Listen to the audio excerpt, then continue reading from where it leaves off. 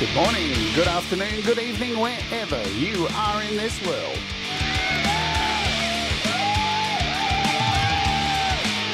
My name's Jade, and this is The Interview.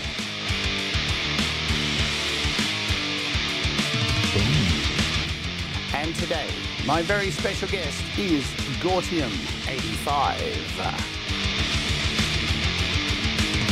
So kick back and enjoy the next 2 hours.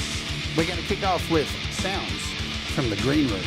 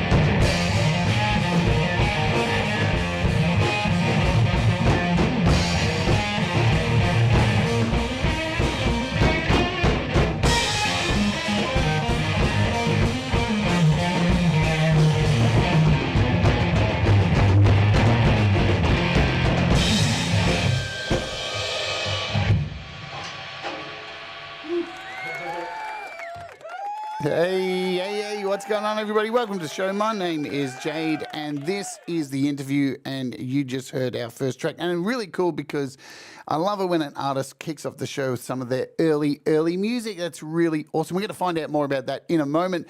Welcome. Our guest today is Gortium85. Been wanting Gortium on the show for a while, but, you know, these things just land in place at the right time, and today was the right time. I hope you're all doing well in the chat. Really good to see all 21 of you kind souls hanging out. We'll do some hellos to you as we go on in the show. I need to cover a couple of things before we bring our guest on today. Of course I do. I definitely do. We have some cool entertainment coming up here on the channel tomorrow. Yes, it is up on the channel now. You can set your reminders and all of that. So every week I do a show called Walk With Me, where I take my camera and walk around this great place called Melbourne in Australia. And this week, well, we went to this place here, Puffing Billy. And it's this really old steam train from the it was actually created in 1900 exactly. And I went on this amazing old steam locomotive, and went up into the mountains, got some beautiful footage. So this is premiering tomorrow here on the channel. Hopefully you can come and join us for Puffing Billy. It is the second last episode in this series of Walk With Me until our dear friend Brad Example gets here from Australia. From Canada. Oh my God, Brad Example's coming to stay here for 3 weeks. Can you believe it? Thank you, Thomas Christ, for banging the link in the chat there. You can hit that and set a reminder so you can come and hang out with us tomorrow. Indeedy do.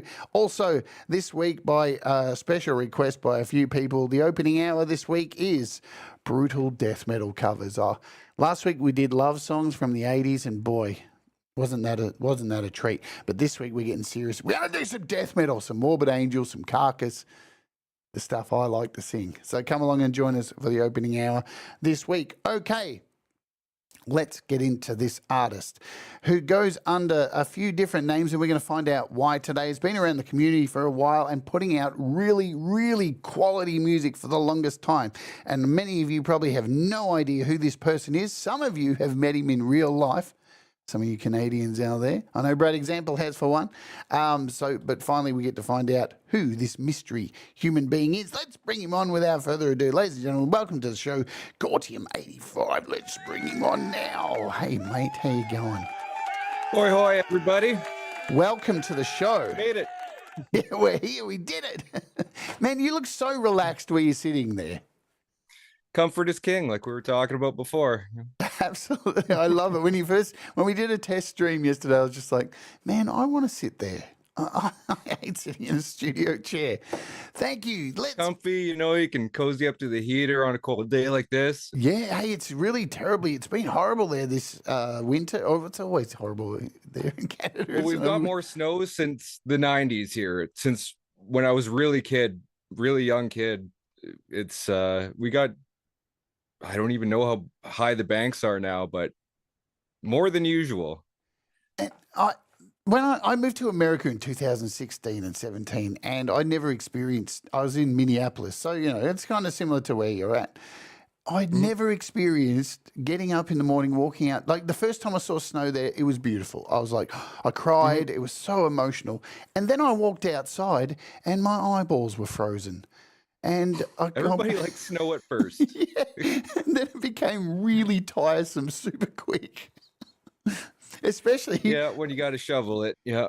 Well, one day I went out for a walk, no shit, and I fell over in the snow, and I was really sick at the time. I was not moving very well, and I ended up laying face down in the snow for something like 30 minutes going, help, somebody help, get me up. I couldn't get out of the snow. Yeah, that's winter. I mean, you always go down at least once, and then you just hope that nobody sees you. Yeah, exactly. And I'd never realized how, there's that ice. It's like all dirty ice, and it's really slippery. And black ice. Yeah, that stuff was the worst because anyway, how do we get on the snow? Oh yeah, Canada. That's it. Because here in Australia, it's super, super hot at the moment. We've had 35 degrees Celsius days, and you can't even breathe. It's ridiculous. So, hey. Yeah, we get to plus 30 something to minus 30 something here, so we get the whole range. Yeah, Absolutely. All right, let's get down to business today. So tell us about that opening song that we kicked off with. That looks like it was fairly old, a bit of history behind it. Tell me the deal. So that was from one of my bands that I was with Billiam. It was a two-piece. It was called Sounds from the Green Room, and that opening clip, you actually did get to see the green room that the band was named for.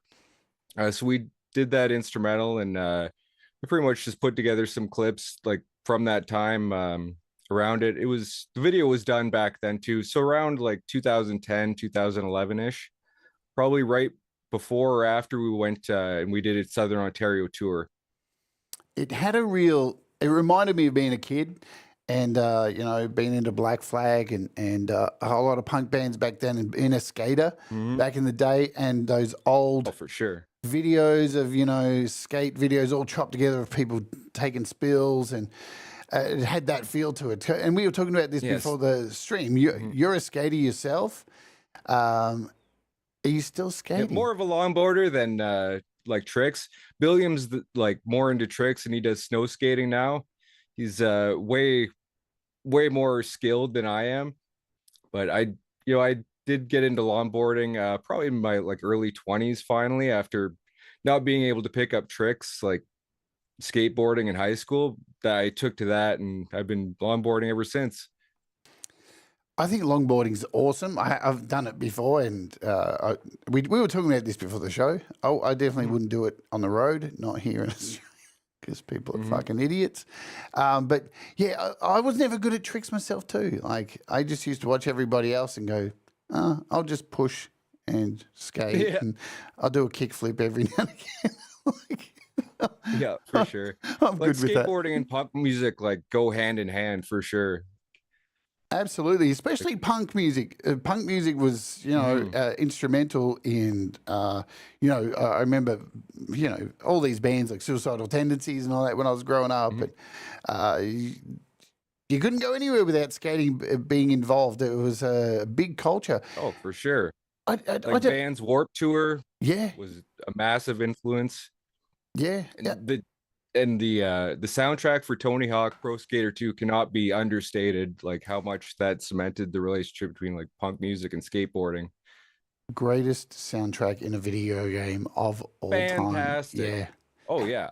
And 100%. And it sucked. Like, the only way you can really enjoy that soundtrack these days is if you've got an old school emulator, because a lot of those songs, because we live in a world now of copyright and suing everybody. Yeah. Yeah, I think if you try to look it up, you'll see playlists with certain songs omitted, like due to copyright, that like may not be available in your country or whatever. So it's kind of hard to get a full list of that album, really. And I think the main reason too with stuff like that is record or publishers only hold on to certain music for a period of time, and then it gets released and somebody else takes it over. Like this happened with Carcass. All their albums were with Earache, and you could get them on streaming services, and then they all just disappeared. It was like, where did all these albums go? They changed labels, so Earache takes them all down from their streaming service, and then they have to go up. So yeah, you've got people, not the artist, fighting over tracks, and it's a shame that you can't enjoy that kind of stuff, because and that's still the best skate game ever. I don't care. I'm old. Whatever. I agree. Yeah, I agree. It wasn't really surpassed after that. Yeah, they tried. And like a lot of the newer ones, they just glitch out apparently. And Tony Hawk 2 still rock solid. Yeah, I think because again, it comes down to this, Gortium. It comes down to simplicity, doesn't it? The simple things. Like, as soon as you start piling more things, we can do this now. We can do this now. We've added this in. It's like, I don't fucking want that. I just just let me smash the barrels. My favorite games are like, yeah, exactly. My favorite games are like arcade style games. You can get in and get out, and you're not, watching cutscenes for hours. Some people are more into RPGs and the storyline. I just like to sit down and have a good time for 20, 30 minutes and get out. We're here for a good time, not a long time. Is that the saying? Sure. I don't even know. Let's get into the first question for today that everybody's biting to know. Gortium85, what does music mean to you? Well, it's just one of those things that I've been doing for a long time, really since high school. Like I first got into music in around 99 with my best friend Billiam there. You've seen him in Sounds from the Green Room. And we were in our first bands together. And then I had a wonderful teacher at school that taught me the basics of recording in recording class, and also philosophy class, oddly enough. So I got to cut my teeth on recording on ADAT machines, with the VHS tapes, and some early like all-in-one recording units as well. And I think one of the early DAWs we used was Cakewalk back in the day, I think. Yes. And I learned a lot from him for sure. Do you think, And then, speaking about that old school recording and VHS and all the kind of methods we used to do back in the day to get our music down and tape and all that, do you think younger people are at a disadvantage not having those experiences with all that, because it's a lot of work to put music together these days. Now you can just pick up a fucking phone and off you go. Do you think people are missing out by having these kind of experiences? well, the barrier to access now is virtually non-existent. I mean, most people do have phones or some way of making music. And I would say the one thing that it makes you really appreciate, like after working on reel-to-reel machines and 4 tracks, and that is the ability to edit. Is it is possible on something like tape, but it is way more difficult to do than in a DAW. You have your blocks, you create the song as you go. Where more is tape, you got to have that planned out in advance, or else you're gonna have problems later on for sure. Yeah, I think that they were the days when you really needed an engineer and you were not doing because 100%. Yeah. because not only was an engineer back then about sound, they had to understand splicing things together and understand Hmm. tricks. Like it's like all the old vintage analog compressors that are out there. You know, Hmm. a lot of these compressors that were used on the Beatles and all this stuff, the only reason they were used so much, they weren't actually used for what they were meant for, because engineers found tricks and ways to Hmm. use them to make these iconic sounds that John Lennon used and stuff like that. Hmm. Yeah, like overdrive was a mistake Yeah. originally. Like, and then it sounded good, so they kept driving the channel, and then eventually guitar pedals came out and became a part of the rock and roll sound. And here we are, 2025, and the industry for distortion and pedals is like fucking insane. And these Oh days yeah. we got things like the Tonex pedals and all that, where you can just capture Mm. cabs and put them in there and carry them around. I've got the little Tonex one thing over here, this little pedal Oh, here, cool. this little thing which I still haven't reviewed yet. You can Oh, put nice. fucking full cabinet captures in this thing. I mean, the box is even That's cool. way too big for the thing. Like there's this. What? Oh yeah, one of the mini pedals. It Nice. is just so stupid. And you can end up with like, what do you got? 20 like cabinet captures in there and stuff. It's just bonkers. Who would have thought? Do you think if Jimi Hendrix was alive today, what do you think his thoughts would be about all this nonsense? I think he would be into it because he was a pioneer in technology, and like when he had Electric Ladyland, he used that studio as an instrument. Especially for example, like recording backwards guitar and then playing it forwards to get a certain sound. Yeah, He was absolutely. definitely a pioneer in all that stuff, and I think he would have incorporated it. Let's talk about. Let's go way back into little Gortium's life. Youngster Gortium, you're at home, you're a kid. The family, they're playing music. You get up every day and you hear music that's played. Who were some of the artists that you heard from your family around the house growing up? Well, like for my family was made like also mainly into country radio, like back in the 90s. So people like Garth Brooks and Travis Tritt and everyone who was popular at the time. And then the thing that got me into rock and roll was actually a cassette tape that my uncle had taped off the radio in the 80s sometime. And the song that was on there that kicked it all off was Corey Hart's Sunglasses at Night. Oh, yes. That made a huge impression on me. I played that over and over again. It's a catchy riff. You got it. Dun, dun, dun, dun, dun, dun. It's so good. Oh, yeah. Yeah. I've still been trying to figure out how exactly they got some of those sounds on that album, particularly the drums. Like, it's got a very certain kick drum sound that I've been trying to figure out how they did it. And as far as I can tell, I think it was actually played and not like a sample drum machine, but I can't be sure. It's interesting, the 80s, because like coming out of the 80s and we moved into the 90s of the come down period, the heroin, angsty, I'm angry at everything for my cocaine fueled last 10 years. We looked at the 80s like, Jesus, that was a bit cheesy. I always think of Hulk Hogan's in high Hogan's school, feather. I thought that too, you know? Yeah, I think of Hulk Hogan's feather boa. That is just the 80s for me. But Yeah. but now here we are, and it's, I mean, people, I'm not sure what your age is. I'm 52, but I look back, I hear the 80s stuff now and just go, fuck, man, such good music, so many hooks. It's ridiculous. Oh, for sure. Well, I'm 39, and like I wasn't really around for all that stuff, but it was still being played on the radio, and it was still everywhere in the early 90s. So I got exposed to a lot of that during that time. But it wasn't really until much later on that I got an appreciation more for the sounds and like especially synthesizers of the 80s.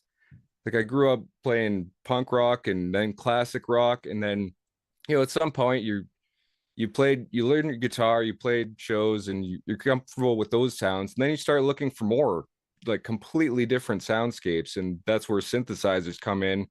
And I think that's kind of what happened in the 80s, like after the 60s and 70s. Yeah, every decade seems to need a refresh. Like everybody's, we just did that for 10 years. Let's do a complete course change.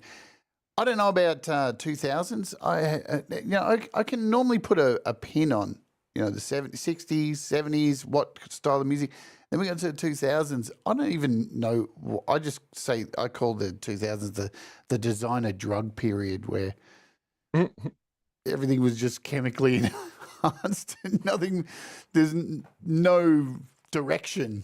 I don't know. In like the early 2000s, I more got into like bands like Queens of the Stone Age, the White Stripes, the Strokes.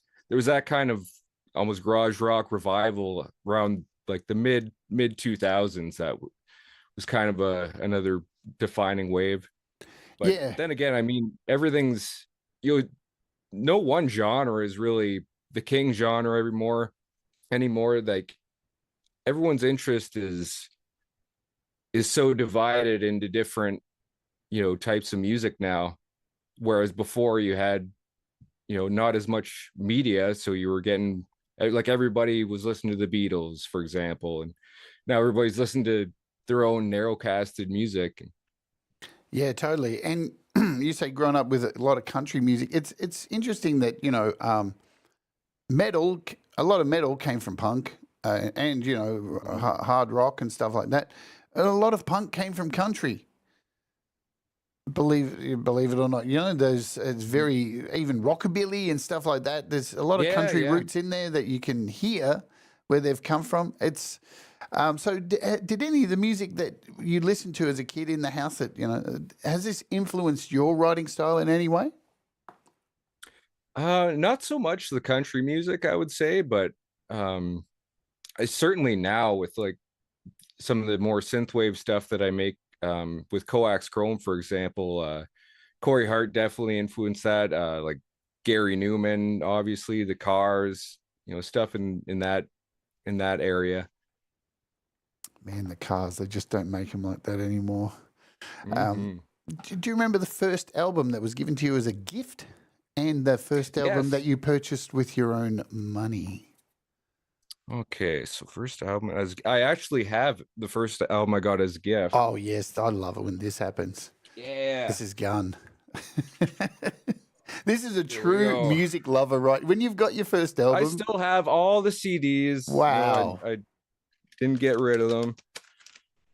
And it's not one you would expect either. This was my first one that I got as a gift, and that is the Space Jam soundtrack of all things. I love it. Welcome to the Space Jam. That's so cool. That's And then, fucking awesome. Then for one of the ones that I bought probably pretty early on was Big Shiny Tunes 2. Hey. Now, this is a compilation that Much Music, basically Canada's version of MTV, would put out every year, and it had some great songs on it. Like it had Blur Song 2, Prodigy, Bush, lots of alt rock stuff on there. It's funny. It was a few weeks ago. I was thinking, growing up, there always seemed to be a lot of compilation albums. Like in the 80s, they had this like series of albums like Choose 1985 or whatever. And I went down this path going, I wonder if they still do those. And it turns out, like even that particular brand, the Choose 9, they're still doing that shit. And it just blew my mind that there's still a lot of companies out there doing it. And it got me wanting to go further down the rabbit hole and find out, how do they deal with copyright these days with all of the nonsense? I have no idea how you do that today. Like I know like in the 70s, they'd do a lot of like disco hits or whatever was popular at the time. And then in the 90s, there was the Punkorama CDs, which I loved. There's also like punk music for punk people and short music for short people, where I think there was like 100 bands or something, and each song was like under a minute. That was really cool. And we talked last week with Justine Kasprick, who's here in the chat as well, about how album labels like K-Tel, they would put out these compilations, but they weren't actually the original artists. And they were so close, though. They had a different singer in there, and it was slightly different. And so many people would buy these things and be like, oh, wow, I got all these songs. They're so cheap. Got it from the local truck stop for $5. And it's like, have you really listened to these artists? Wake Me Up Before You Go Go. It's not Wham. Hey, I guess that was their way around copyright at the time, I guess. We are at our... Reminds me of the ads for like Kids Bop, where they have the kids singing all the hits. We're at our 30-minute mark, and we're going to play another song. I'm going to play everything that was sent to me in order today. I normally don't do this, but I'm going to do it like this today. We're going to play SBD. SBD, Your Face Off. Tell us about what the fuck this is. So SBD was a three-piece band, circa around probably 2008, 2010-ish. It was me, Wick, who you also might know from the community, and another drummer. So this video is actually shot at a local bar like Foggy's. Broad Example has played there many times. And I grew up going to shows there. I went to a lot of shows in high school to see punk bands or whatever there over the years. And so we did put out an album. Let's see that. It's SBD, Sonic Experiments. Hey, cool.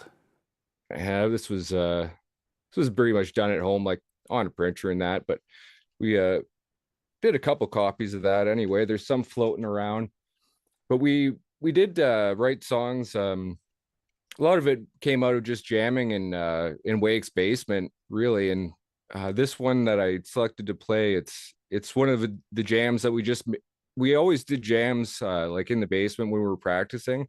We always thought that might be cool to just try on stage, and this was one of the few times that we actually did that. Rad. Let's get into it, folks. Grab yourself a seat, grab yourself a drink, chill, get into it. This is going to be cool, and we'll see you back here shortly. This is SBD off your face. Boom, as Hippie would say.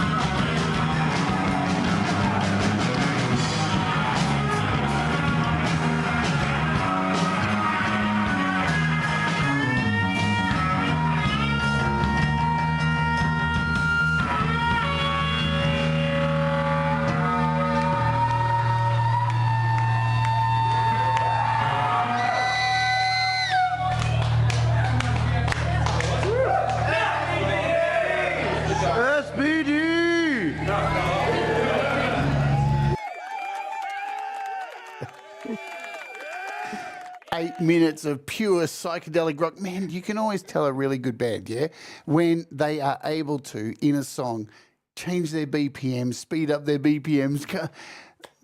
Awesome stuff, dude. Thank you. How old were you? That was so then? much fun. Yeah, I probably would have been about maybe 25-ish, somewhere around there. Yeah. And busting killer jams like that. And really awesome sound too. Really awesome sound. Yeah, thank you.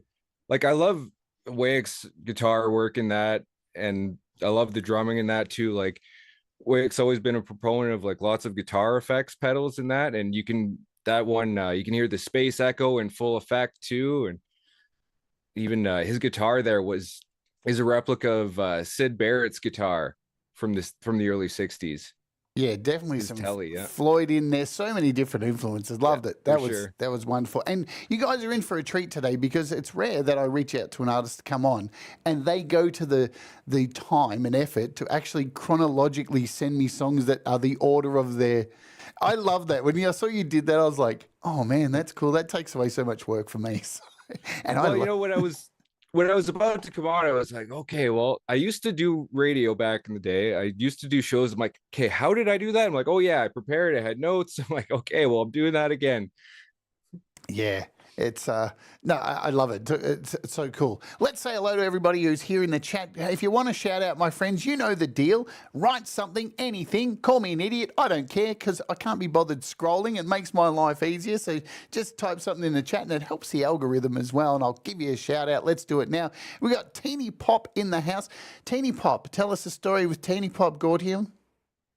Well, Teeny Pop, like, she's Billiam's girlfriend, and she was the one that like did all the layout for this. Like, we had the AI images, and she did all the text and layered everything out and did such a great job. It's a fucking rad album cover. Could not have done it without her. Killer job, Teeny Bob. Thanks for doing it. It's a great album cover. I even used it in the background of the thumbnail. Dynamite Throws here. Robbie Stinger with all the beavers. We got SM Borthwick, Thomas Christ, of course, the king of U-Rock and everything else. Clayton Von Kluge. I saw Sicilian Hottie in here as well too. Hi, what's going on? Ed Zielinski. We got the real Justine Kasper, who's on the show last week. We got Gary Hubbs, Sean Chandler. I'm clicking everybody. Brad Examples in the house. Costa's rocking out with us all. Jerry Gomes says, G85, fire, baby. And Billiam's here as well. Thanks for being here as well. Billiam, your name's already been mentioned many, many times. Thomas is slinging links like a whore on the street. Look at him go. And Barry Glenn is here too. Who else? Stay tuned says, let's go, baby. Tremor Bear says, hey. There he is. I got his comment. If I've missed you, I'm scrolling up now to make sure I always feel bad. Jerry Gomes, I got you, did I? I think I did. Who else? I think I got most of you. I'll try and catch you up if I've missed you in the chat and do all that jazz. We got only 2 hours. And I was saying before we did this interview, 2 hours seems like such a long time, but not when it's your life. We're talking about somebody's life here, and it's impossible to fit somebody's life in here. Let's talk about school and music and how you picked up. Did you always know you wanted to be a musician, or was it just something you fell pretty into? much like right. Well, I kind of fell into it like around grade 9. Like, Billiams picked up guitar, and one of my other friends did as well. So I became the bass player by default, as happens sometimes, and we started a band, and I've been in and out of bands, and have been involved with audio ever since, really. So, I did forget a couple of people. Leela, hello. E-Urban, hubba, titty. Did you learn the recorder at school? I did. I can't say I learned it. I played it, and I read the charts, but play it, no, I can't even say that I did. I attempted to play it. It is such an ongoing joke. We've been doing this joke on 170 interviews of the recorder because it's such a thing. We all got, nearly everybody on this planet got forced to shove a recorder in their throat when that sounds gross, doesn't it? Yeah. And, then in grade 8, I did learn and play the trombone a little bit in grade 8, but I was never very good. So did you have like in Canada where you grew up, was there, a music class in your school? Was it something that they encouraged you to do or not? Yeah, there was music class. Like the recorder was in grade school, and then I think in grade 8 was when they brought in like a more of a music class, and you could play like traditional like orchestra instruments like the trombone and stuff like that. And then in high school, like I started taking guitar in grade 10 or 11, I think it was. And then the next year there was a recording class, which was actually very rare in schools at the time. The school I went to, I was lucky enough that they had invested a lot of money in like back in the early 90s in recording studio stuff to teach it to the students. So we were blessed with some really cool, like, even it was even a little bit old by the time we got to it. But I mean, they had ADAT machines. They had I can't remember what computers they had, but every desk like had a computer and a like music keyboard that took like 3.5-inch floppies. I have no idea what they were. Some Yamaha, one of the Yamaha lines, I would imagine. I went to a similar school. I went to a tech school, and where you either got put into a trade like sheet metal or woodwork or anything like that, but the other half was all media. So my schooling for pretty much the whole of high school was radio, and we'd even get to like sit in the radio booth over lunchtime and play our music throughout the school while everybody's at lunch and stuff. And you got to live your dream as a DJ. We did theatre, we had music, like the film, and these were the things you just got to do. Go out in a location. Oh man, I so wish I was back at school. Fucking, it's so much easier. Yeah. Yeah, speaking of like tech class and that, I remember we had one of the very first digital cameras that also took 3.5-inch floppy. I think it was a Sony Mavica. I think you could take Yeah, about right. 8 pictures, maybe. And now I need to look it up. Mhm. Yeah, there's still Here it some is. out there, but whether they're working or not now is another story. Wow, look at this. Is that it? The Sony Mavic. Oh, Yeah, there's a I whole. think that is it. Yeah. Wow, look at that thing. how Yeah. how What a long way we've inconvenient. come. Yeah, like I think, yeah, they had to been like less than a megapixel or something. Yeah. wow, the absolute inconvenience. And here's what we use today, folks. Hang on, Yeah. there we go. SD Yeah. The cards. amount of storage has Yeah. increased for sure. This is like a terabyte SD Yeah. card. It's ridiculous. Yeah, wow. Times change, and we are living in the future. Absolutely, aren't we? Oh, yeah, It's hard not to for take it for sure. granted. All the stuff that we can do now on Mhm. on our phones, just our phones. It's ridiculous. Like, Uh, how much past, like, are we in all those 90s movies when they said the future was like 2000 or like 2005? Like, we're way past that now, you know? yeah, and people had this idea of like we're all going to be in flying cars, and it's like no, that Mhm. didn't happen, man, at all. Instead, we have the technology in our hands to not only make amazing content, to do whatever we want, pretty much, but they're really fantastic tracking devices. You Yeah. know, in a Oddly world. enough, like, yeah, speaking of like phones, I've never owned a cell phone. And that's Whoa! like, yeah, whoa is right. That's what I get a lot. I just never Wow! have. What's the reason for that? I just I just never felt the need to get one. And like, there is something about being disconnected, Yeah. which is nice. Not being connected to the internet and being online like all the time. Like when I'm out, I'm out, you know? So do you still have a connected landline? Yeah. Yeah, I do. Fuck Yeah. me. That's so cool. Yeah. Every time I move, well, I don't move house that often, but when I move, and you set up new internet, it's always you get the line, "Oh, would you like to set up a home phone?" I'm like, "What are you crazy?" Yeah. Most people don't. Yeah. That's so cool. I really big ups, man. That takes a lot. I think we live in a world where FOMO is a thing, and you see other people have all this stuff, and you want it as well, and it's so Mhm. easy to get. It's like social media. We all hate social media so much, but at the same time, I'm sitting there every day posting my videos and all that stuff. So Yeah, it's become part of all of our lives for sure. yeah. Like I remember in college, that was right when social media was coming about.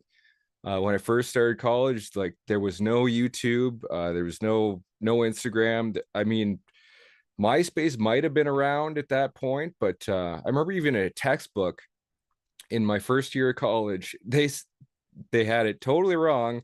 They said you could never stream high quality video because you would need too much bandwidth.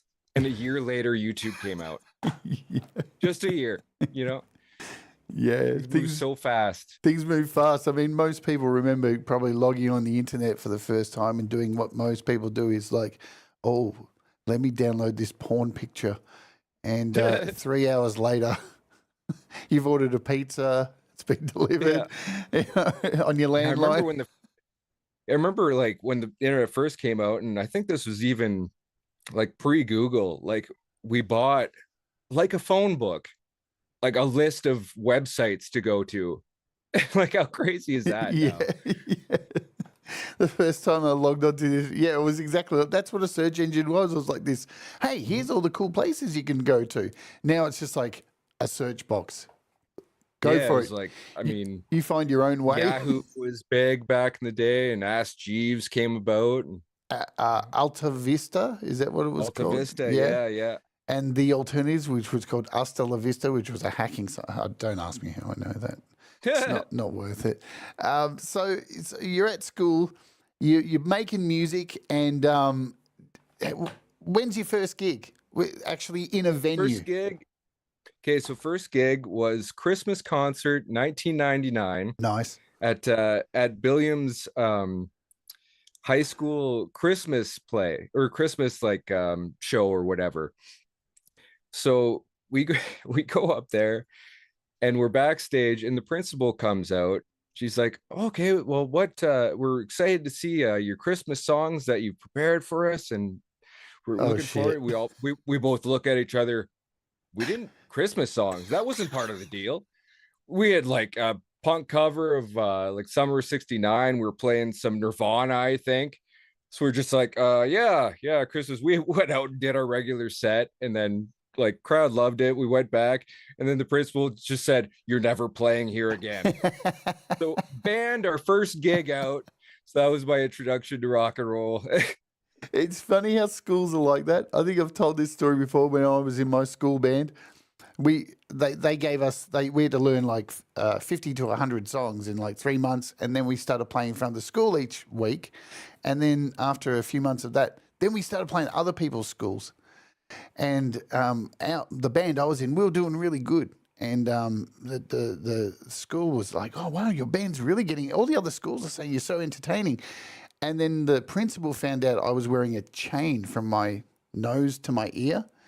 And I got called into the principal's office, and I got suspended for a fucking week. I'm like, yeah, I remember they banned our punk like spike bracelets and stuff. You couldn't wear those. And I think you could still wear like a wallet chain at the time, but the things they get hung up on in this world, people get hung up on such fucked up shit, but other stuff's like, yeah, no problem, go ahead, it's all good. Yeah. So, and what about once you get out of school, what about like a paid gig in a venue, you rock and roll? Did you get ripped off? Well, I mean, history's full of stuff like that. Well, mostly like just not getting paid, and that was all part of the deal, like some gigs you'd get paid, some you wouldn't, but it was you never set out to make money in music, really. You did it for the passion of it. Absolutely. Look, if you got paid, it was a bonus, and if you got beers, it was it was perfect. No, for sure. Yeah. So let's move to something else. We'll come back to making music. How the hell did you get into radio broadcasting? Because from your bio, it says that you're a commercial producer and a radio host. Mm-hmm. So tell us, how do you fall into this kind of stuff, and tell us the story. So it pretty much continued on from high school when I had that teacher that taught recording and philosophy. I had originally thought about going in for music industry arts, which was the actual becoming like a music producer. But I applied for that and I didn't get in. But my backup was for radio broadcasting, so I ended up doing that instead.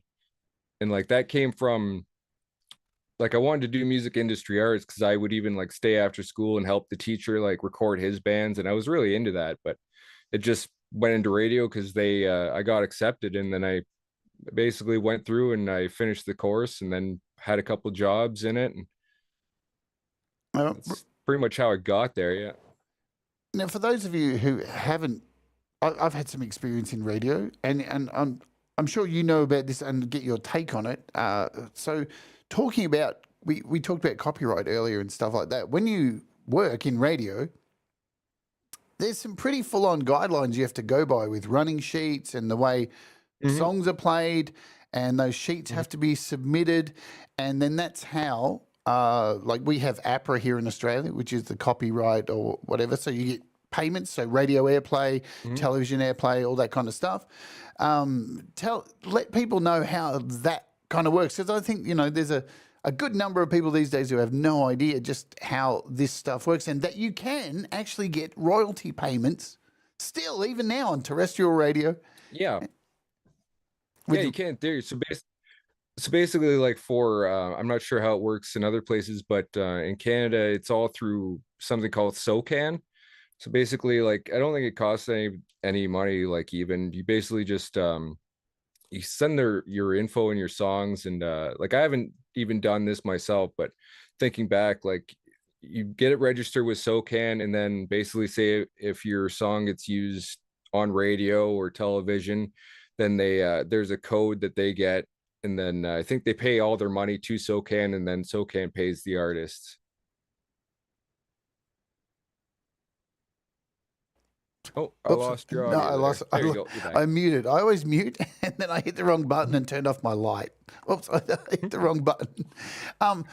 Yeah, so SOCAN there, and I think it's what is it in the US? I can't think. It's ASCAP. I think it's ASCAP. ASCAP. Yeah, I think so. Here it's called APRA. So if you don't know, like folks, it's pretty much the same story around all of the world. So SOCAN, you sign up for free. And even here with APRA, you don't even have to have a finished song. You can just log into your website and go, I've written this song, these lyrics, this idea that's not really a song yet, and I'm going to register this song as a song for when I actually finish it. And you just register all these songs. They get their own number and everything. And, yeah, whenever that gets played, the sheets get filled out, because everything's it used to be on carts and all that stuff. Everything used to be on carts. Yeah. I'm not sure what radio's like. I think the last time I was on a radio show was back in 2019, and I was interviewed, and they were still using carts there. So yeah, we were using carts. So like for anyone who doesn't know what a cart is, it's basically, it looks like an 8-track, and then I don't think it's exactly built the same way as an 8-track, but we would get like audio beds for commercials that were on these things from like the 70s. And it's it has its own player. It's basically like, it's a format that wasn't really like for commercial music. It's more, that brings back memories with the 3 buttons. We had one of those. Yeah. It was more for like commercial use than anything. Yeah, but there are some stations that I know, even some stations here that still use them for music, because they don't play a lot of music, more like talk stuff. So they would load up carts with that kind of stuff. So look, folks, one of the reasons we're talking about this is it's worth your time. It costs nothing to go and do it, and just put your songs up there. And even now, these days, like once a year, I think it's around November, I still get payouts for tracks that were released for other bands fucking 20 years ago for me. And some years I'm still getting like a couple of $1,000s for shit that I'm not even monitoring. And it's a nice surprise. If you haven't looked into it, you really should. Maybe that's what I'll do the rant on this week. That's a good idea. I love when this stuff comes out of this. So how long did you do this? And were you a late graveyard shift at any time? What kind of shifts were, and did you move up the chain or anything? Yeah, I'll get into we just pause? I just really need a washroom break. Yeah, absolutely. Let's play a song. I'll play a song. Okay, sounds good. You go, and I'll play a song, and we'll introduce it. All right. Sounds good. I'll mute you as well. And before I do, welcome to new people. We've got Mike Haggarth, who's come in late. In the corner, Mike. Where have you been? How dare you? Late, terrible stuff. Probably flying an aeroplane. Mike, please, be careful out there. There's a lot of planes dropping out the sky at the moment. I'm interested to know, are you worried about all that? Anyway, you can write it in the chat. I saw Ron and Jenny in the chat come in as well. We're going to play another song right now. In fact, let's hit, while we're waiting, let's do our midway ad. So we can do that. Pee-pee time. I know, pee-pee poo-poo. Let's do it, says Trevor Bear says pee-pee time. So we'll do our ad. Every day on the show we run an ad. It's a YouTube ad. It's how we get paid for this kind of stuff. You can skip the ad or become a YouTube premium subscriber. I've run the ad. You may or may not get an ad. Let us know if you do, what kind of ad you got. I'm always curious to know. And before I play this track, I'll let you know what's coming up again. Tomorrow we have Walk With Me happening on the show tomorrow. I went to Puffing Billy. I went on this amazing train here only 2 days ago, jumped on. It was amazing. Went up into the hills. I fed some birds. Oh, it was a really cool day. So hopefully you can come and join us tomorrow to watch this on the Human Centipede Entertainment Day Friday, which kicks off with Valerie Butt, then Walk With Me, and then over to Valerie Butt and Mr. Smith on the Human Centipede chain, and then we go over to Sunshine Archer and Pole Vault, then over to Laurie's Mishmosh, Gary Hubbs, and then bringing up the Human Centipede is Leela, rock and roll. All right, good stuff. So heaps of entertainment here on YouTube to watch for you tomorrow on the Human Centipede train of rock and roll. Let's play a track in order. Let me get my shit together, folks. And we're playing now a track called Modern World. It's 2 minutes 50. Hopefully it's enough time for our friend Gortium to get back. Make sure we're muted so I can cue everything up. Rock and roll, it is live TV. This is Modern World Infinity Grinder. Let's fucking ja.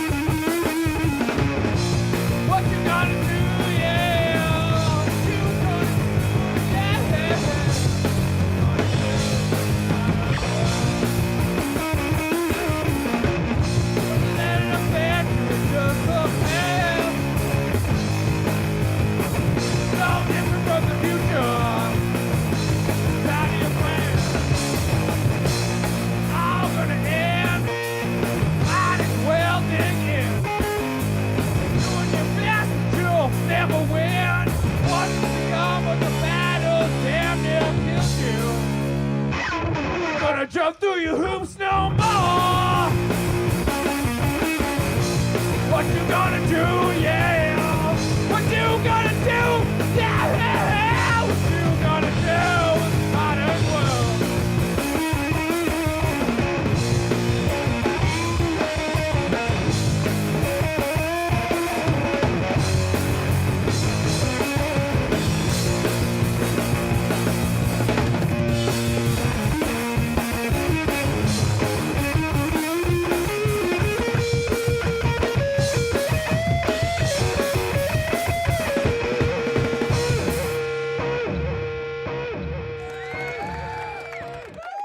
or Fuck Me Sideways and Paint Me Green. That was fucking wild.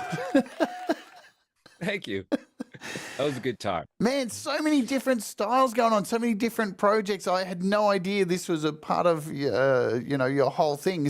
Are you not? Are you just one of those musicians, kind of like myself, that fucking hates being stuck in the same genre? 100%. Yeah. Like, you got to keep things fresh and interesting. You play the same thing for too long, it gets stale, you know? And how did this act come about?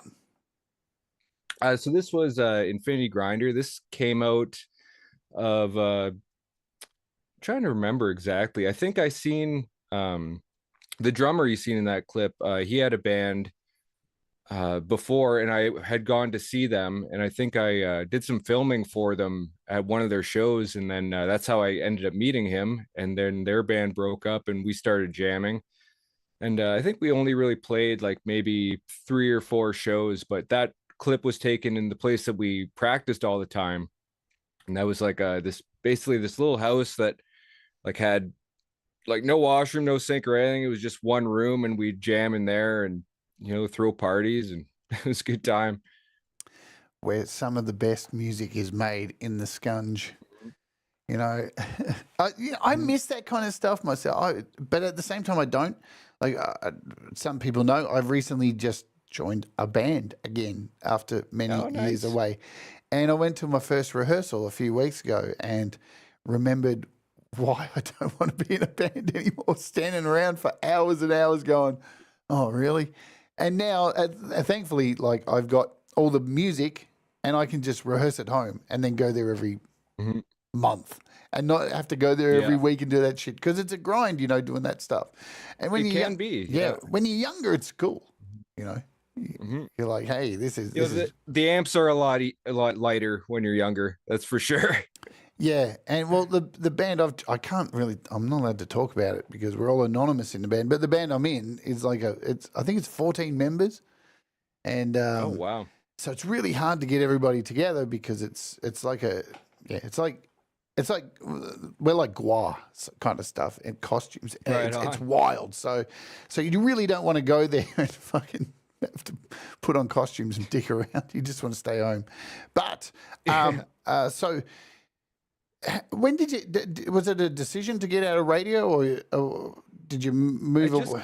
How'd you move away? Well, basically, so I went into radio like a year after high school. I went and did my 2-year program.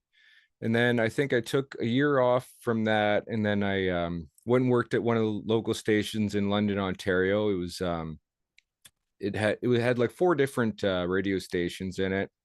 Basically, it was like a country one, a pop one, a news talk show like station, and an oldies station. So basically, when I was there, I was doing commercial work. So basically, like all the stuff that you heard on the radio that like wasn't somebody talking or live on air, like I was responsible for all that sound basically. Right. So you'd come in the morning, you'd have your inbox, you'd have your outbox, like with papers, like all the commercials on it that you had to produce for the day. And like the goal was get that to over there, you know, by the end of the day.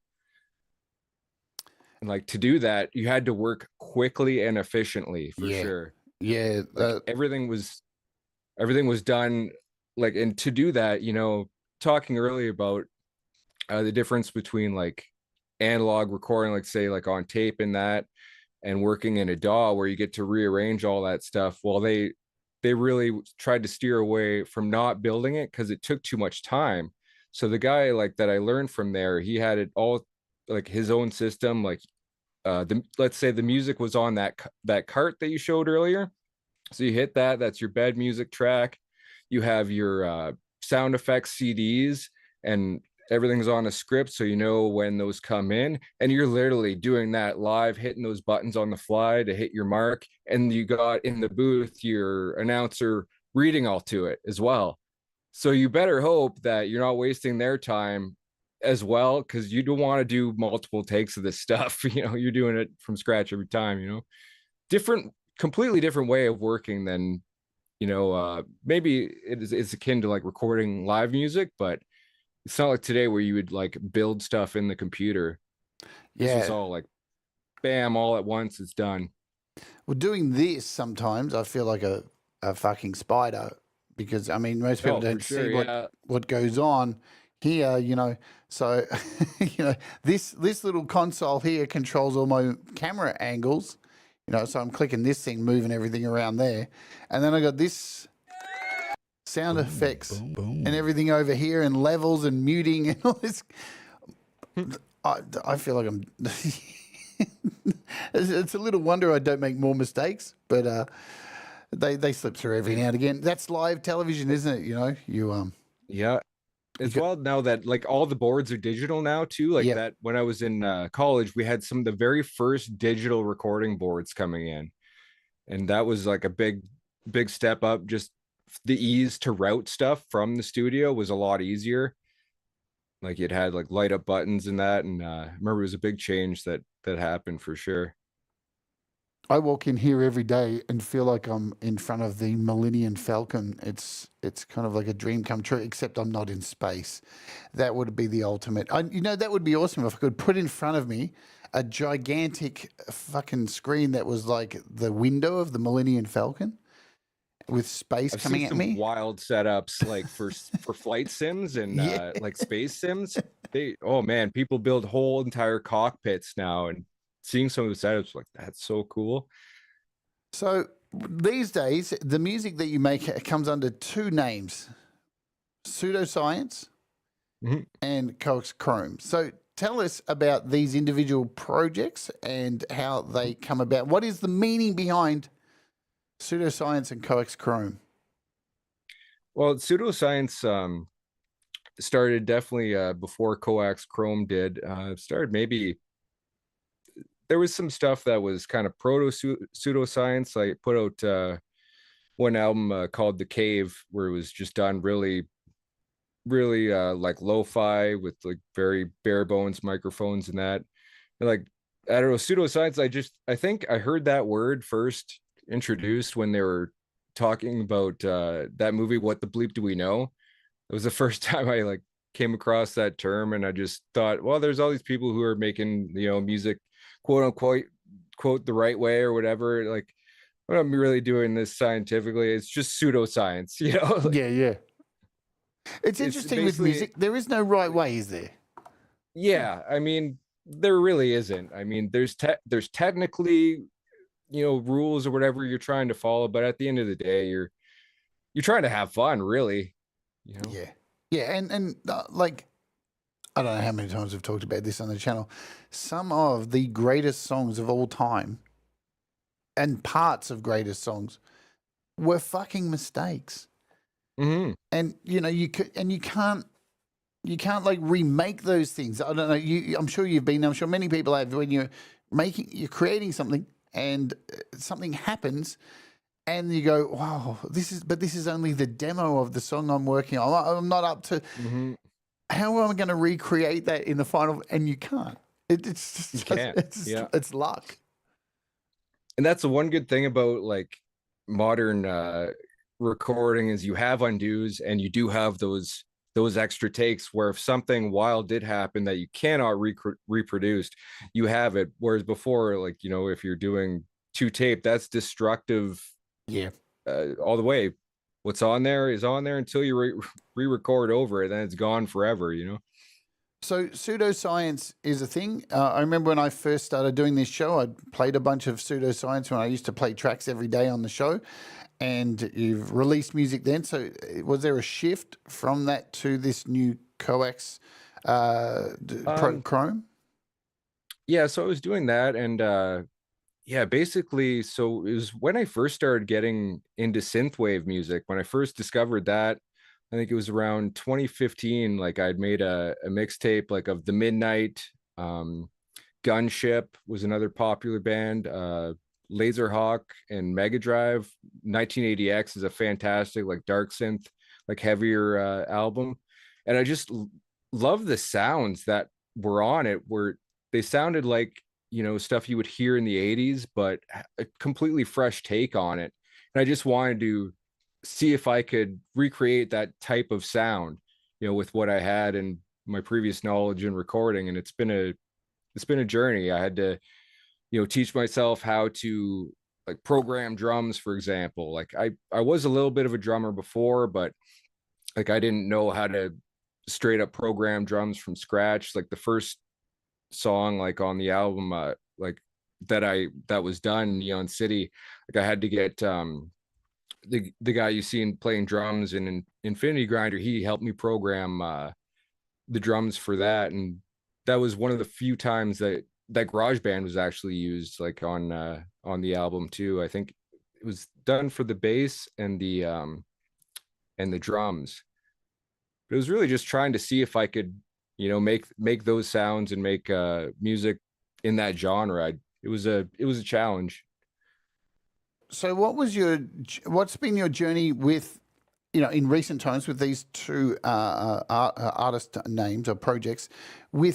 What were you in GarageBand? Did you move from a DAW across to another DAW? What's been that whole journey to? You told me off air that you use Reaper now. So, what's been the transition to where you are now? Yeah, so I've used many DAWs and recording methods over the years, from like 4-track tape machines. In college, I used like those Studer 2-track reel to reel. And then when I was in college, we started out on Cool Edit. Yeah, Probably remember that. Yeah, I've still Adobe, got it, man. It's still on this Cool computer. Edit Pro. That was a big game changer for sure. What an amazing piece of software! And I'm sure you didn't own it. We all had the cracked version. When I was using that, it was in college, and I have no idea how they taught with it as well. Wow. So maybe I had something through them. I'm not sure. But because it got bought out by Adobe, and they changed the name of it. But to Adobe Audition. Yeah, and you can still actually run, I think, Cool Edit 2.1 on a Windows 11 computer. It still somehow works. Yeah, that's the sign of good coding right there. Oh, 100%. Like all Adobe Audition still fires up. I still use it for the odd thing, and for bringing up like old sessions. Yep, still fires up, like no problem. So it does have some really good effects, surprisingly. Like it's got some really, really interesting reverbs in it. Yeah, it's got parametric EQs in it, and like stuff that you wouldn't have seen in a lot of, unless you were using Pro Tools or something like that. I mean, I used to use Logic on PC. I think I was running the last version of Logic before it skedaddled. And one of my albums is, I still have all the DVDs with all the Logic files. I tried to run Logic a couple of months ago. It didn't work. Just didn't work. Yeah. Man, the sadness on PC. Yeah, I did use like Mac for a little while. I was working at like a small recording studio in a guy's garage, and he had like a gorgeous Pro Tools setup. And this was probably around 2010 or 11 again. I think he had those for inputting stuff. He had those digi racks. Yeah, I'm not sure if you remember those. Yeah, but he had those, and it's like everything wired in. It was pretty cool. And what I say, Teeny Pop says Pro Tools felt really complicated. Yeah, and it wasn't. Pro Tools is still, I think Pro Tools these days is more so used for people scoring film. That's where it really kicks, because it's really made for that. I don't think many people use it as much as they did. Like at one point it was hailed as the industry standard, but I think a lot of people have gotten away with it now, or gotten away from that program. Yeah, especially because I'm pretty sure, like most things, they move to a subscription model as well. And, it's pretty outrageous, the subscription. You've got to, again, I think they decided we're going to go with a subscription model that's, you have to be serious if you're going to use it. And most of us mere mortals really can't afford to throw that kind of money down for something, especially when so much is free. It's ridiculous how much is free these days. So let's play a song. We're going to play a song from Pseudoscience. Let's do that. This is called "This CD is a Game CD." So I need context. yeah, the context with that is why it's called that is because I use a sample in there, and it's from like video game CDs like Sega Saturn. I have the copy of Myst for that. Yeah, right. And if you take game CDs, even PlayStation CDs, and put them in a CD player, sometimes there's weird samples you can mine in there. And Yeah. this was one of them. It starts off, it's like, this CD is a game CD. Please play using the game console only. I'm just like, remember that from when I was a kid. I'm like, someday I'm gonna use that in something. And so I put it together in a song with all the rest, and I took a bunch of game footage that I captured over the years and put it all together, because I'm a big like retro gamer, and Oh yeah, have consoles that I collect for. Same here. It's merging of music and games. Let's do it. Let's play this, and we'll come back. We'll talk a little bit about retro games when we come back. Absolutely, let's do it. This CD is a game CD. Pseudoscience. Let's oja. This CD is a game CD. Please play using a game device only.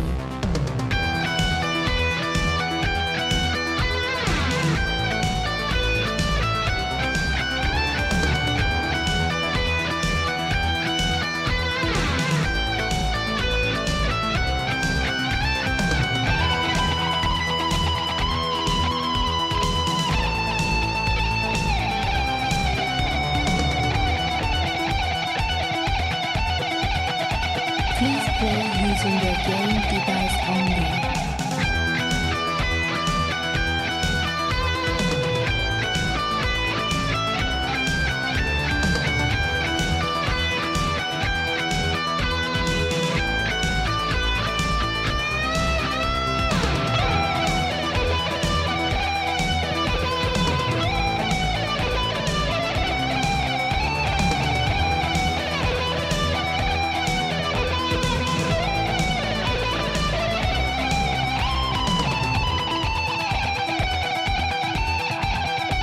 Please play using a game device only.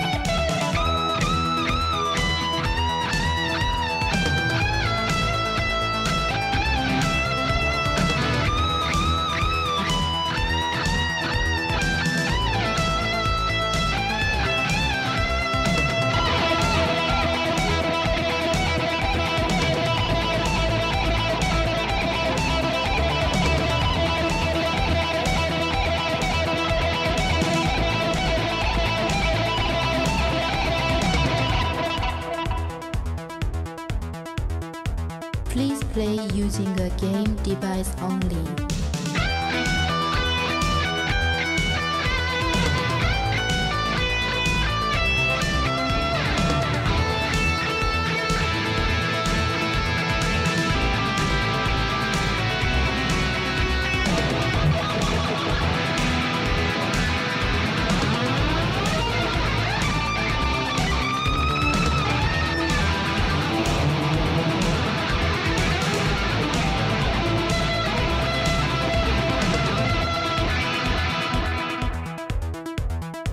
Please play using a game device only.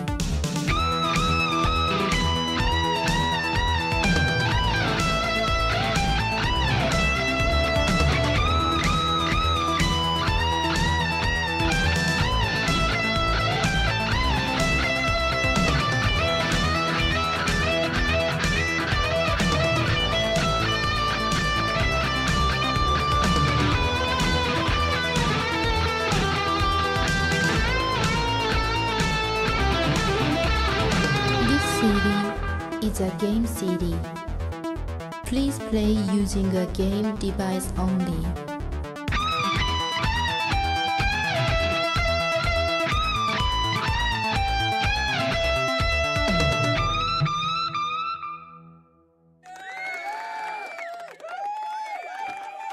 Fucking rad. So many memories in there too, for video games. Yeah. Seeing Outrun, and remember the chick, Yeah, you recognize some of those? she Yeah. slaps you down when you have an accident. She gives you a few slaps. Yeah. It's funny, music is very similar to the gaming industry, because you know, at a time where like, oh wow, look at, I can't believe I can do this with this software. Cool at it, you know. And Oh, I yeah, remember yeah. playing Space Harrier for the first time in an arcade. Oh, And nice. going, Oh, fuck me, right man, on. it's never gonna get better than this.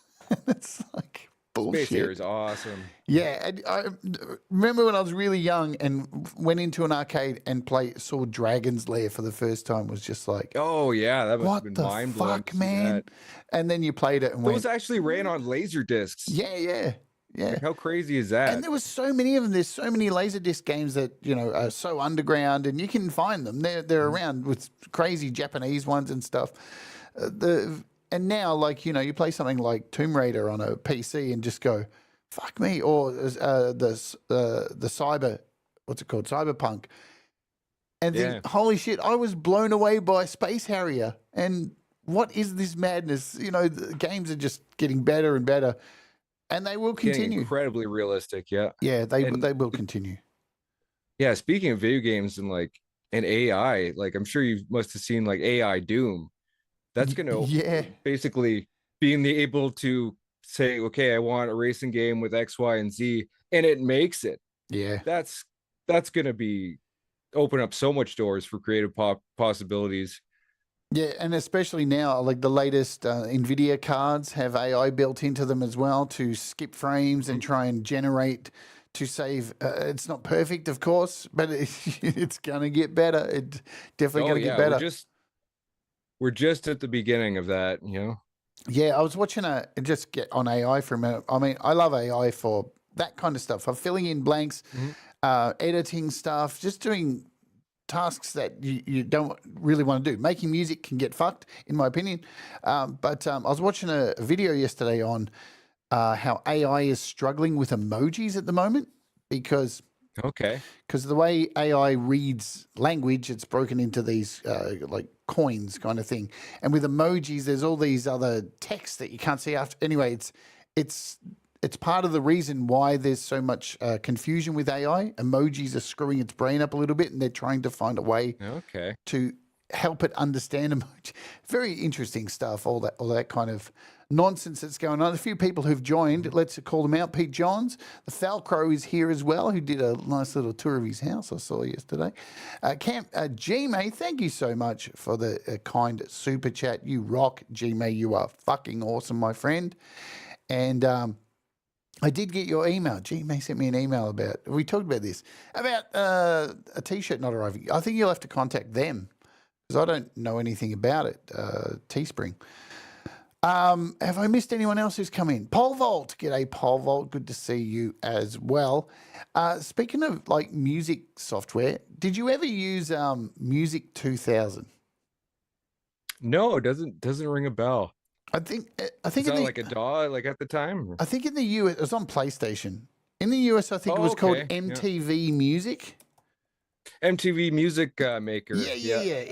Here it was called. I have messed around with it, but this was later on. Yeah, it's complicated for me anyway, but I've seen people make actual music with it. It is possible, yeah. When FMC, my metal band, started, there it is, MTV Music Generator. We used this for all our drums. So when we played live, okay, cool. We were all on stage in our costumes playing ultra sick grindcore, and our drummer was a Sony PlayStation with a television set and a guy holding a controller who each song would just hit the X button, and I'll go dick, dick, dick, and we'd all play along to the music generator. It's because they were making some really interesting stuff on consoles for like making music, and even my other band, Utensils, we made a whole album using the MTV Music Generator. I love that. Oh, that's cool. I mean, and look at how primitive this DAW is. It's so fucking shit, and it was horrible to work with. But you know, I thought I was cutting edge and going, you know what? I don't care if it's really hard and it sucks. We're just going to do it anyway. Yeah, to do that without even having a mouse, you know, that takes time. With a controller, it sucked. Yeah. And that was even before, like, we had DualShock sticks, so it was all analog, fucking horrible. Yeah. Terrible stuff. All right, so we've talked about, let's talk about creating music. So where you're at now, do you have a space? Do you have a small studio? What is the look of how you make music. What is your setup? What's some gear that you use and all that kind of jazz? Well, pretty much I just mostly everything's made from just right here. And like recently I got some stuff to show you, I guess. I got one of these. Hey. That has been really a game changer for sure, because it's like it's the MPK Mini Plus, and I went with the Plus because it's got an extra octave on the keys, and it's got like a built-in sequencer as well, and also the MIDI in and out, so I can control like other hardware in that for it. And I've been using that recently in tandem with like an old Elasis Quadrasynth Plus keyboard. It's from like 93 or 94, and it's got a killer set of sounding drums on it that I've been using lately. So I've been doing the programming with the MPK and going that into Scarlett Focusrite 4i4. That's what I bought a couple years ago. Classic. And yeah, that's been a game changer. Like, it's always, if something has the option of having like the old MIDI input or not, I always go with one that has that MIDI port, because that just opens up more options for older hardware that you can fit in and take advantage of, you know. I agree, absolutely, because I think a lot of people forget that there's a lot of sure, it's great to have USB MIDI, but you're normally running that into something else to send data to record into. But to have the option to be able to plug in some kind of other MIDI tool to create music, yeah, that's where you're really dealing with game-changing stuff there. So you've got a small space there. Is it crammed? Do you feel cramped, is that your space there? But you look like you're comfortable in it. Captain's chair, yeah. Yeah. The captain's chair right here, yeah. You got to have a fucking comfy chair, don't you? Oh, for sure. For sure. Like speaking of like other recording stuff, I used to do a lot on this Tascam DP24. It's a mixing console, but it records into SD card.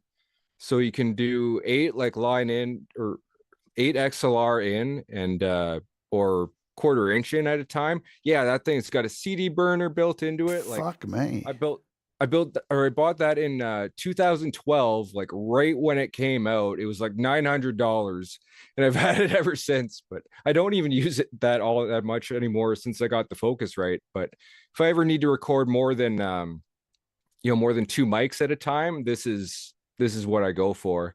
Like, I mainly built that for being able to have jams and record live off the floor. And like, the idea was, okay, at the end of the night, you just burn a CD and there you go. Like, you can get them used for a lot less than that now, but they've also come up with newer models that I think whatever their latest model is, it's actually can be used as an interface, and the sliders can control what's in your DAW as well. That one can't. Right. It's a little bit more basic, but that thing got me through a lot of stuff. And I love a good Tascam. Yeah, they make good stuff. Yeah, they've always made good. My first 4-track was one, and I still got all my cassette You tapes. have 4 tracks. Hey, There look at we that, go. baby! Is it still working? It does still work. I got Nice. this from a buddy. Like, I did try doing some stuff on it. There's a little bit of a hum, and I think that's because it's like not the right power supply. Right. Yeah. But other than that, yeah, it does work. And Man, I love old school. all Why my do I love so recording, much old school goodies shit? here. Speaking of old school, this thing's from the Fuck. 60s. Look at that. Wow. You got this. This is your microphone. It's Yes. built in. You know. Hello. And then it takes those like really tiny reel to reels. Oh fuck! Look how cool that is. There we go. That is so rad. Yeah, this thing worked for like a weekend and then it died. Right. Yeah. There's a problem with a lot of this Yeah. old stuff, and you can't get it Anything fixed. with belts. Yeah. Everything's Yeah, anything belts. with belts. Yeah. There's a guy in town I keep meaning to take everything to, but Isn't that the way? then, Yeah, there's always oh man, I got to take this thing down to that guy who does this one specific thing. yeah. I'll get to it. Yeah, for sure. And then speaking of Tascams, like I use this is my field recorder. Yeah, they're great. Comes in very handy.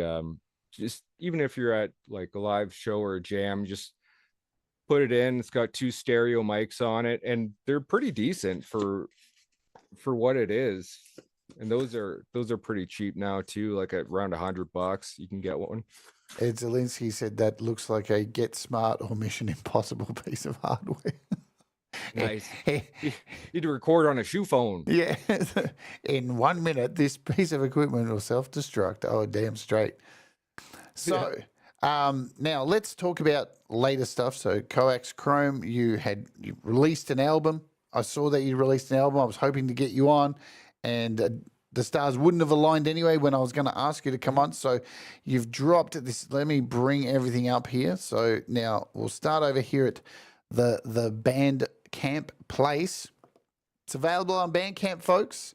Tales from Neon City with the wonderful artwork that was done by Teeny Pop, who's in the chat. It's fucking awesome artwork. Well, she organized it all. Like the artwork is AI, Right.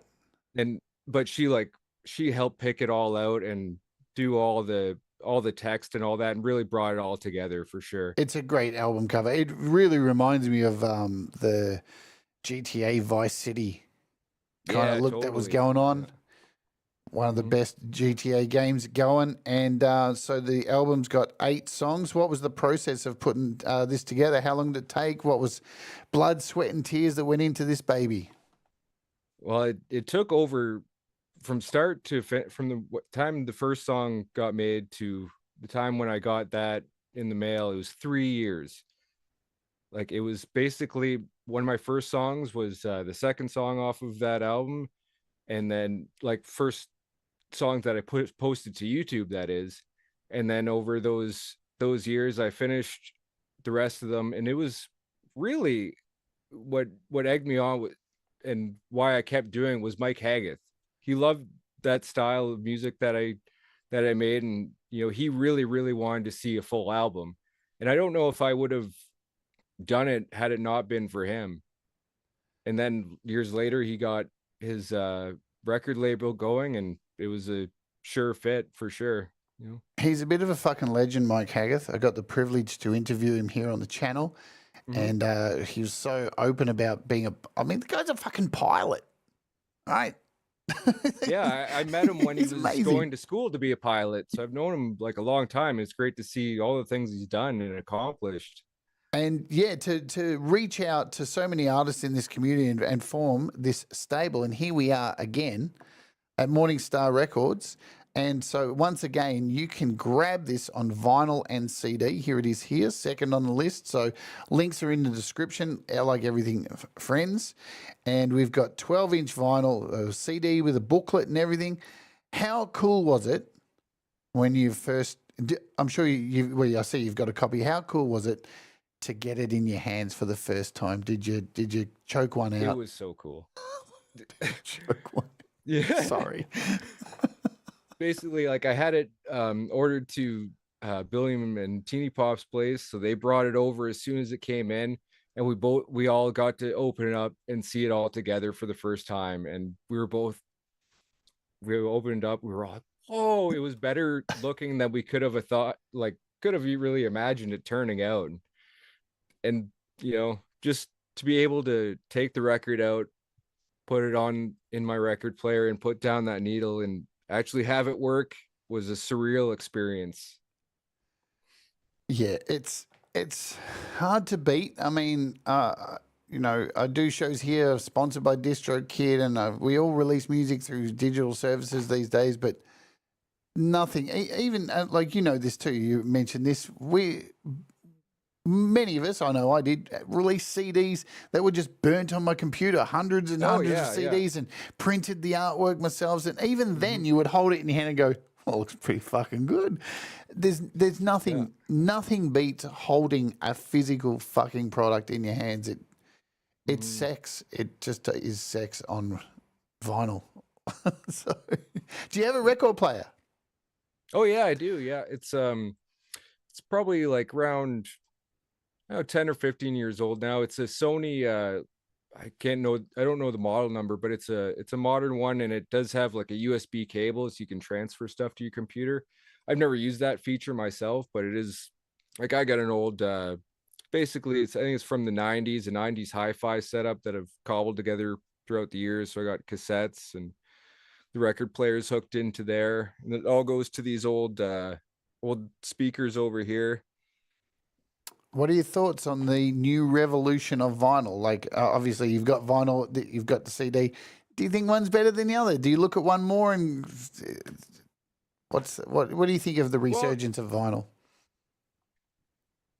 Well, it's interesting that happened, but I mean, to me, it kind of makes sense since everything's gone to digital. Like, I think people really just like to have something to hold and to not have to sit through an ad for, that breaks up the music is a huge one.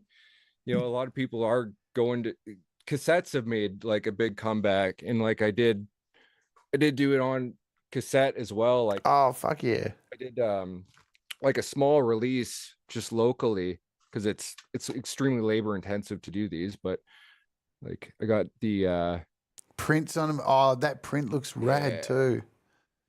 Yeah, it's just that label maker. Yep. That the embossed label maker. I thought that worked out well. And I got the green cassettes off of cassetteduplication.ca. They have a lot of good stuff if you want to like have them make all your stuff, or order the supplies to do it at home. They're fully stocked with all that stuff. I am really enjoying, we have a big music chain here called JB Hi-Fi, and it's all video games and hi-fi, all the stuff all in one place. And it's been so interesting over the last few years watching the record vinyl section just grow and grow. And I went in one the other day and was like, holy fuck, this JB had 4 aisles of records. Like, this is really happening. I hope it does. I hope it takes off again. I hope we get back to that place and have the option, because more options are better. And I did a rant this week about ownership of stuff, how we barely own anything anymore. Everything's, I was seeing too, true, yeah. Apple even changed their language recently on the App Store, now saying when you purchase an app, the language has been changed to leasing an app, which it actually was always that way, because the developer can remove the app at any time and it's gone and you're up shit creek. But to see them actually change the language now to leasing is like, oh fuck, yeah, that hits really hard. I don't own this, even though I just gave them like $60. Fuck me, I don't like it. It reminds me like early days of Pro Tools too. Do you remember like having like a physical iLock that you had to plug in? Yeah, totally. That had all your keys for your for your apps and that. You felt like you're in the movies Hackers, And it's funny that iLock still exists, but now there's no physical thing. Digital, it's yeah. digital, so it doesn't even make sense anymore. It's kind of stupid. We got 15 minutes left. We're going to play another song. We're going to play some. Let's get everything going here. We're going to play Coax Chrome. This is Light Your Heart on Fire from the CD version. We're just going to get into a play it right now. You ready to oge, folks? Let's do it right now. Make sure we're all queued up. Everything's good, so I don't make a tit of myself like normal. And this is Light Your Heart on Fire. Oge.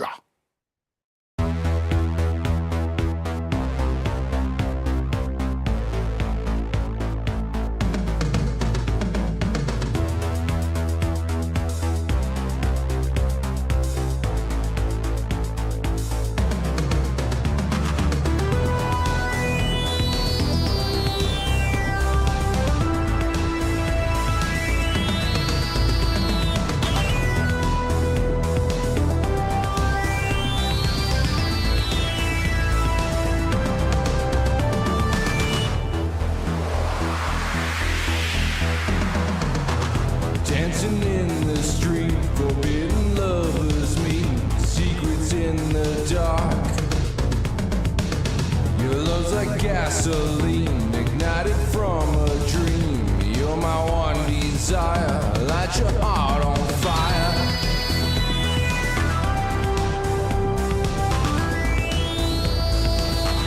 Light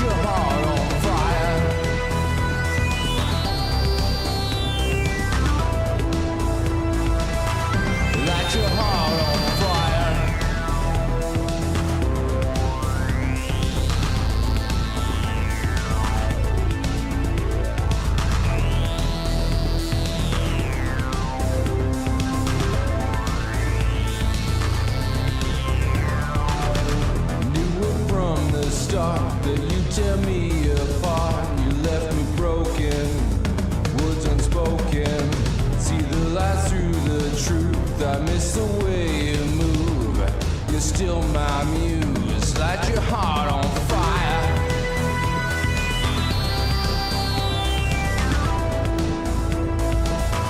Light your heart on fire.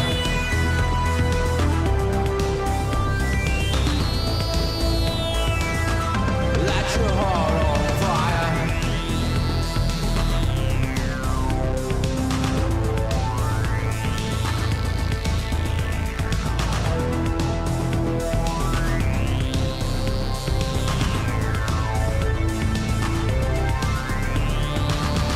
Haunted memories, don't know what to believe. Stolen hearts bleed.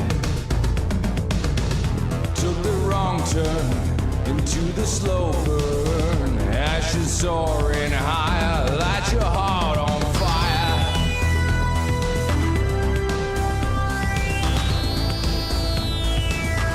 Light your heart on fire.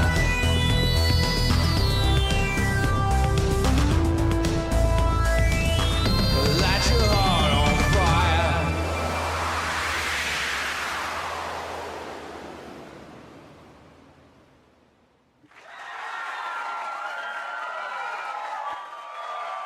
Jesus.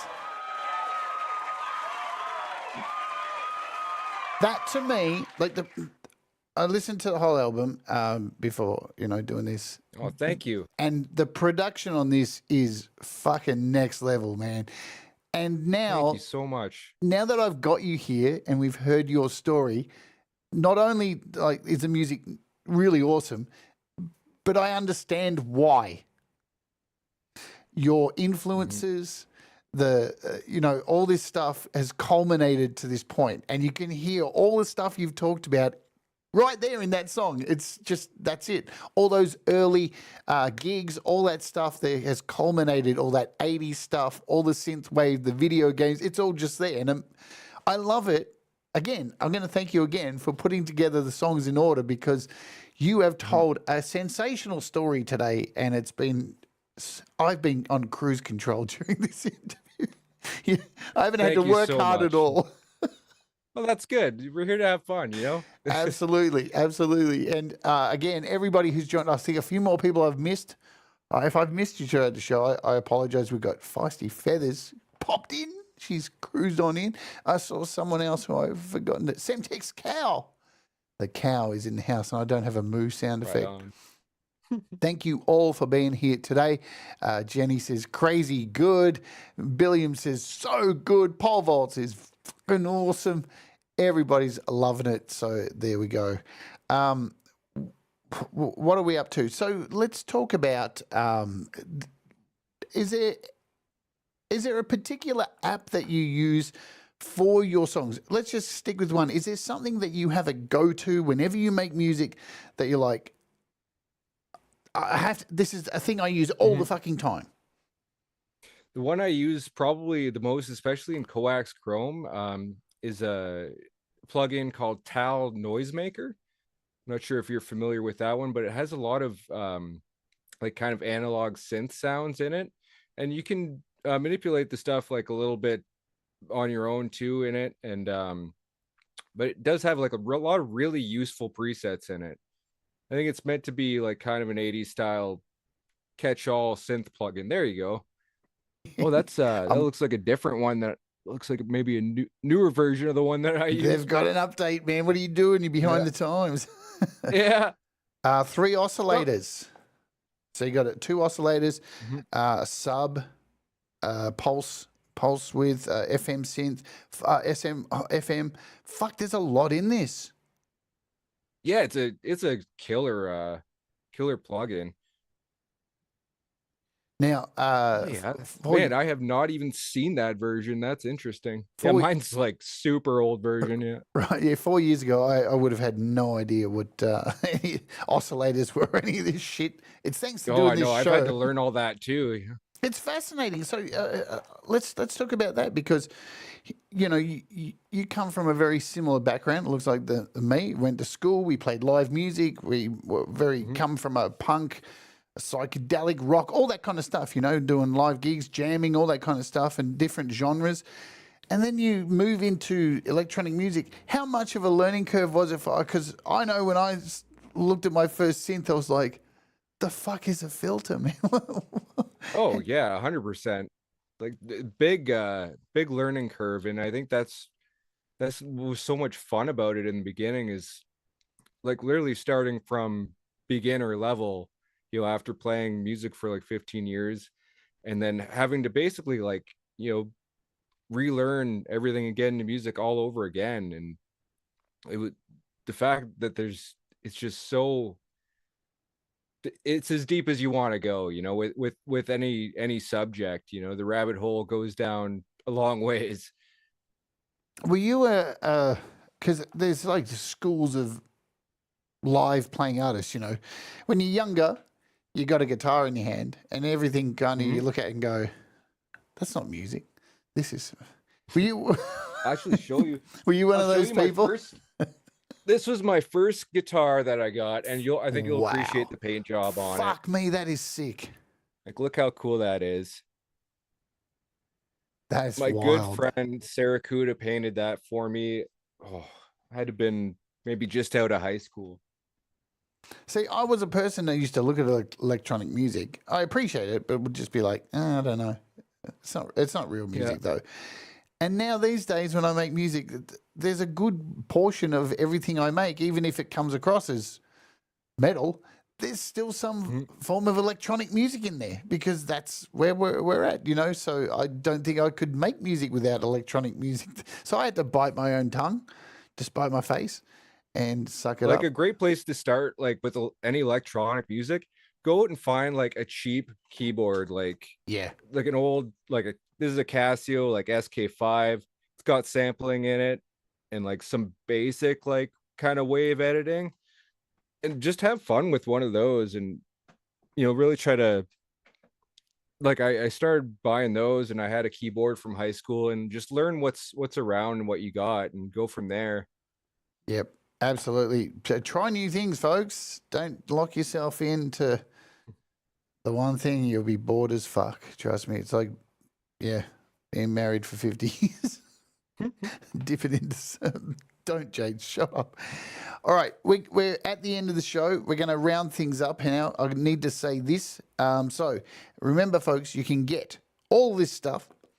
Bandcamp over here at coaxchrome.bandcamp.com. Links are in the description. Thomas has been putting them in the chat if you're watching on the replay and all that jazz as well. Also, you want hardcore vinyl CD, here's your place. So you want to head over here to grab this. Link is in the description as well for Morningstar Records at a good... Get the physical stuff, support our artists who are just churning out fantastic music. And as again, like I said, to see...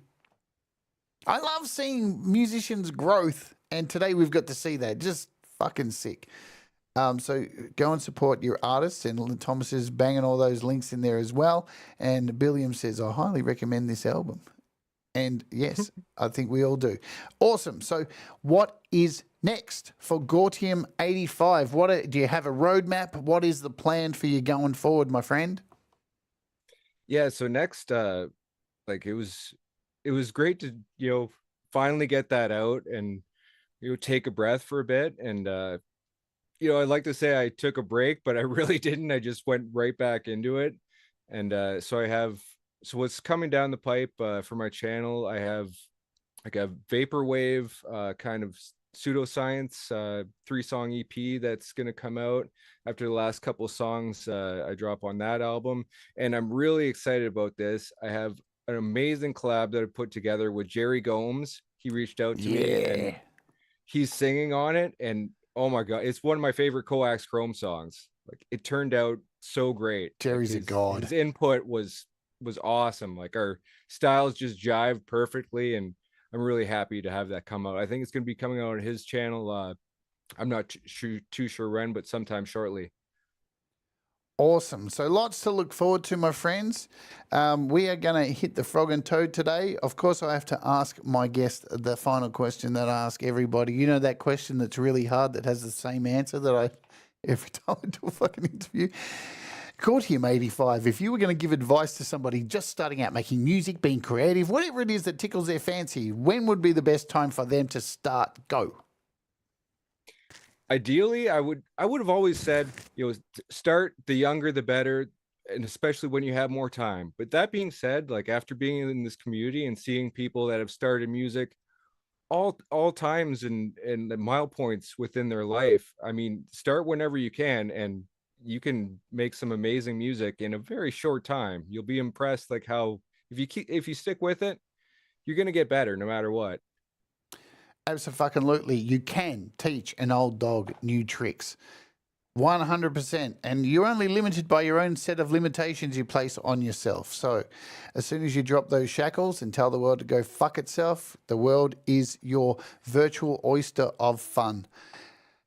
So we're going to go out and play our last track for today. I need to, of course, remind, thank you to, I think it was Camp Gmo who sent a donation. If you want to do it before the end of the show, that's up to you. No pressure ever, anything like that. I need to make announcements, of course, because tomorrow is the human centipede of entertainment, as we call it here on my channel. You won't hear that anywhere else.